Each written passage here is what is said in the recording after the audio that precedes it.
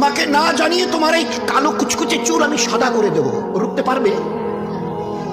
তোমার এই চোখের লাল চাহনি আমি ঝাপসা করে দেব, ঠেকাতে পারবে? তোমার এই লোহার মতো মজবুত দাঁত 32টা 16 একটা একটা করে ট্রান্সফার করিয়ে দেবো, তোমার কাছে কোনো পারমিশন নেব না, ধরে রাখতে পারবে? এইভাবে আস্তিন গোটানো, মাসল ফোলানো, ধরে রাখতে পারবে তো? এরকম করবে না তো? এইভাবে এরকম হবে না তো? এই দুটো পা যদি হনন হনন করে হেঁটে চলো, খালি একটা পায়ের যদি সামান্য একটু প্যারালাইসিস করে দিই না, তো জীবনভর করে হাঁটতে হবে।